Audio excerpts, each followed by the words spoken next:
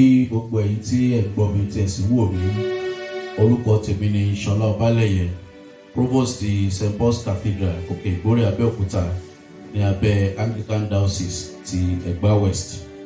Bí ẹ ti ń gbọ́ tí ẹ sì wò wá lónìí, Olúwa yóò sọ yín di alábùkún fún. Ẹ jẹ́ kí a gbàdúrà. Olúwa, láti inú ọ̀rọ̀ rẹ, jọ̀wọ́ fi ayé wa ṣe ìyanu. Ọ̀rọ̀ rẹ jẹ́ kó mú ìyè wá fún wa. Ọ̀rọ̀ rẹ jẹ́ kó tú wa sílẹ̀. Ọ̀rọ̀ rẹ jẹ́ kó mú ìgbàlà wá fún wa. Kí ògo kó sì jẹ́ tirẹ̀. Kí gbogbo ogun tó wà nínú ayé wa kó ṣẹ́. Kí ojú kó ti èṣù. Kí àwọn ọmọ rẹ tó ń gbọ́ wa tí wọ́n sì ń wò wá kan di alábùkún fún. Lórúkọ Jésù Kristi, Olúwa wa. Àmín. Mo ń kà fún wa láti ìwé wòlíì Àìsáyà orí 9, ẹsẹ̀ 9 dé 10 àti ẹsẹ̀ 12 dé 13. Bíbélì wípé ẹ kó ara yín jọ, ẹ̀yin ènìyàn, a ó sì fọ́ yín túútúú. Ẹ sì fi etí sílẹ̀, gbogbo ẹ̀yin ará ilẹ̀ jíjìnà. Ẹ di ara yín lé àmùrè, a ó sì fọ́ yín túútúú. Ẹ di ara yín lé àmùrè, a ó sì fọ́ yín túútúú. Ẹ gbìmọ̀ pọ̀ yóò sì di asán. Ẹ sọ̀rọ̀ náà kì yóò sì dúró, nítorí pé Ọlọ́run wà pẹ̀lú wa. Ẹ má ṣe pè gbogbo èyí ní ìmùlẹ̀ tí àwọn ènìyàn ń pè ní ìmùlẹ̀. Bẹ́ẹ̀ ni ẹ má ṣe bẹ̀rù ìbẹ̀rù wọn, ẹ má sì ṣe fòyà. Ìyà Olúwa àwọn ọmọ ogun tìkálára rẹ̀ sí mímọ́, sì jẹ́ kí ó ṣe ẹ̀rù yín, sì jẹ́ kí ó ṣe ìfòyà yín. Hallelujah. Ní ibi tí a kà yìí, mo fẹ́ fi ohun bíi 4 hàn wá níbẹ̀. Àkọ́kọ́ ni wípé ní ẹsẹ̀ 9, níbi tí Bíbélì ti sọ fún wa nípa pé bí àwọn ọ̀tá wa bá kóra wọn jọ pọ̀, Ọlọ́run yóò fọ́ wọn túútúú. You will defeat all your enemies, all the evil conspirators against your life. There is a divine plan for them to be defeated. Ọlọ́run ti sọ nínú ọ̀rọ̀ rẹ̀, kò sì lè yí padà. Ọlọ́run ti gbé ètò kalẹ̀. Gbogbo eléyìí tó ń kí eré tó ń kí ọ̀tá rẹ̀ kó máa sá, tàbí bí wọ́n ti kó ara wọn jọ pọ̀, bóyá nídìí okòwò rẹ, bóyá níbi iṣẹ́ rẹ, bóyá sí ẹbí rẹ, ní ọ̀nàkọnà tó ń kí ẹnikẹ́ni rò pé òun lè rí ọ lẹ́pa, àbí gbé ọ ṣubú, àbí yẹ̀yẹ́ rẹ, àbí dá yẹ̀yẹ́ rẹ sílẹ̀, àbí pé bá kójú kó tì ọ́, àbí pé kí wọ́n mú ohun ẹ̀gàn dé bá ọ. Ọlọ́run sọ pé gbogbo àwọn ọ̀tá wọ̀nyí, Ọlọ́run yóò fọ́ wọn túútúú, débi pé wàá wá wọn, ò ní rí wọn mọ́. When you begin to look for them, they will not be found, because God is going to break them in pieces. Bákan náà ni mo fẹ́ sọ nípa orílẹ̀-èdè Nàìjíríà. Àwọn ọ̀tá tó kó ara wọn jọ pọ̀ bí olóṣèlú, Ọlọ́run yóò fọ́ wọn túútúú. Àwọn ọ̀tá orílẹ̀-èdè yìí tí wọ́n fẹ́ ní orílẹ̀-èdè yìí lára, àwọn ohun bíi 2, 3 ni àwa tí Ọlọ́run ń bá sọ̀rọ̀ ni à ń ṣàkíyèsí tó ń lọ lórílẹ̀-èdè Nàìjíríà.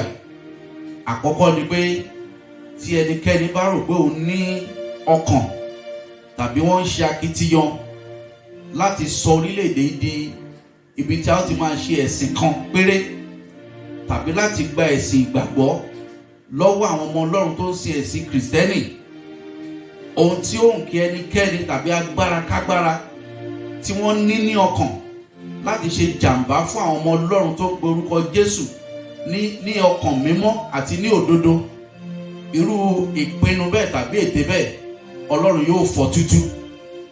If anyone feels they can conspire against Christianity, against Christ, against the gospel, or against the church in this nation, in this Nigeria, such plans will be shattered into pieces. Ẹnikẹ́ni tí ó bá lérò wípé òun máa na ọwọ́ sí ìjọ Ọlọ́run láti máa sọ ohun tí a gbọ́dọ̀ ṣe tàbí ibi tí a ò gbọ́dọ̀ ṣe, Jésù ló ní ìjọ, òun ló sì ní àṣẹ lórí ìjọ Ọlọ́run ní orílẹ̀-èdè yìí àti ní ibi gbogbo. Kò sí ẹnikẹ́ni tó tó bẹ́ẹ̀. Èkejì, eléyìí tí àwa tí à ń gbàdúrà fún orílẹ̀-èdè yìí tí à ń ṣọ́. Some of us are watchmen. Some of us are ordained prophets for this nation. And we watch all the moves, we hear everything that is going on, and God keeps talking to us. If anybody feels they can Islamize or Fulanize this nation, God is going to break all those plans, all those schemes and devices. He will shatter them into pieces. Ẹnikẹ́ni tí ó bá ní etí kí wọ́n gbọ́ ní ibikíbi tí ó yẹ kán ti gbọ́. Bákan náà ẹ̀yin ọmọ Ọlọ́run, tí a bá rí ẹnikẹ́ni tó kó ara wọn jọ pọ̀ láti wípé láti ní ọ lára ní ẹnu iṣẹ́ rẹ, tàbí nínú ibi ẹbí rẹ, tàbí ní ìgbéyàwó rẹ, tàbí nígbà tí ò ń ṣe tó wà ní ọ̀nà tirẹ̀, tá a bá rí ẹnikẹ́ni tí èṣù fẹ́ lò láti kó ara wọn jọ pọ̀ láti ní ọ lára tàbí láti ṣe ọ níbi, àgbékalẹ̀ ọ̀rọ̀ Ọlọ́run ni wípé Ọlọ́run yóò fọ́ wọn tútú. Mo tún tẹ̀síwájú láti sọ wípé tí a bá rí àwọn tí wọ́n rò pé wọ́n á ju orílẹ̀-èdè Nàìjíríà sínú ìgbèsè, àwọn tí ó lọ ń yáwó láì ronú jinlẹ̀ nípa ohun tó máa ṣẹlẹ̀ ní òní àti ní ọ̀la orílẹ̀-èdè yìí, irú àwọn ìpinnu bẹ́ẹ̀ àti ìgbìmọ̀ bẹ́ẹ̀, mo dúró gẹ́gẹ́ bí ìkan nínú àwọn wòlíì lórílẹ̀-èdè yìí, ìpinnu yẹn Olúwa yóò fọ́ tútú. Bákan náà tí a bá rí ẹnikẹ́ni tí ó gbìmọ̀ láti ní ẹbí rẹ lára, Ọlọ́run sọ wípé òun yóò fọ́ wọn tútú. Ní ẹsẹ̀ 10 ìwé mímọ́ wípé Ọlọ́run wà pẹ̀lú wa. God is with you. If God is with you, you need not to fear. Therefore, the enemy's counsel won't stand. If God is with you, the counsel of your enemies will not stand. If God is with you, the words spoken by your enemies will not also stand. Ó ní torí pé Ọlọ́run wà pẹ̀lú wa, bí ẹnikẹ́ni bá gbìmọ̀ ibi sí wa, ìgbìmọ̀ náà kò ní dúró. Torí pé Ọlọ́run wà pẹ̀lú wa, bí ẹnikẹ́ni bá sọ̀rọ̀ ibi sórí ayé wa, irú ọ̀rọ̀ bẹ́ẹ̀ kò ní ṣẹ. Mo fẹ́ kó di eléyìí mú, kó sì di ìlérí Ọlọ́run mú pẹ̀lú. Paríparí rẹ̀ ni pé ó ní ká má bẹ̀rù ní ẹsẹ̀ 12 ẹsẹ̀ 13. Tó bá ti bẹ̀rù Ọlọ́run, o nílò láti bẹ̀rù ènìyàn mọ́, o nílò láti bẹ̀rù ohun tí ènìyàn yóò sọ tàbí tí yóò ṣe. Ní àkótán, mo fẹ́ kó fi ọkàn rẹ fún Jésù, kí o gba Jésù gẹ́gẹ́ bí Olúwa àti Olùgbàlà rẹ, yóò sì dára fún ọ. Mo fẹ́ kó máa fi ìgbàgbọ́ ṣe àmín, ni wọ́n ti máa gbàdúrà fún ọ. Gbogbo oṣó àti àjẹ́, ẹlẹ́bọ lóògùn àti aláròká tí wọ́n dìde ogun sí ọ, Olúwa yóò fọ́ wọn tútú. Tí a bá rí ogun kógun, ogun arónípín, tàbí tí a bínú kú ẹni tó dìde sí ọ lónìí, Olúwa yóò fọ́ wọn tútú. Tí a bá rí ogun kógun, ogun tó lelele tí ó ju ọgbọ́n orí rẹ lọ, ogun tó lelele tó ju òye rẹ lọ, ogun tó lelele ní orí ayé rẹ, ní àyíká rẹ, tó ju agbára tìrẹ lọ, Ọlọ́run ọ̀run yóò dìde lónìí láti pè ọ́ níjà, yóò fọ́ gbogbo ogun náà tútú. Mo wá gbàdúrà fún ìwọ ọmọ Ọlọ́run tí ò ń gbọ́ mi, tí ò sì ń wò mí, tí ò ń ṣe àmì sí àdúrà yìí. Gbogbo ogun àìsàn níwájú rẹ, Olúwa kó fọ́ wọn tútú. Gbogbo ogun àṣetì nínú ayé rẹ, Olúwa kó fọ́ wọn tútú.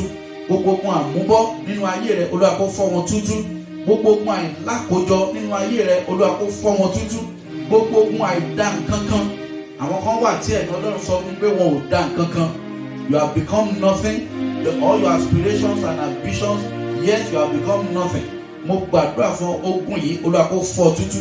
Ogun àìlègbé ohun rere ṣe nínú ayé rẹ, Olúwa kó fọ́ tútú. Mo wá gbàdúrà bí o ti ń jáde lọ lónìí, uncommon favour, Olúwa kó gbélé ọ lọ́wọ́. Everywhere you get to, you shall be highly favoured. Uncommon favour shall be your portion. Olúwa yóò fi ohun rere yóò fi wá ọ rí. Olúwa yóò fi ohun rere yóò fi bẹ̀ ọ́ wò. Lórúkọ Jésù yóò dára fún ọ. Aláàánú yóò wá ọ rí. Olóore yóò wá ọ rí. Ẹni tí ó ràn ọ́ lọ́wọ́ yóò wá ọ rí. Mo gbàdúrà àwọn èèyàn wọn ó ṣàánú fún ọ. Àwọn ènìyàn wọn ó ṣàánú fún ọ. Ohun tí ò ń lépa, ọwọ́ rẹ yóò tẹ̀ ẹ́. Bẹ́ẹ̀ ni yóò rí.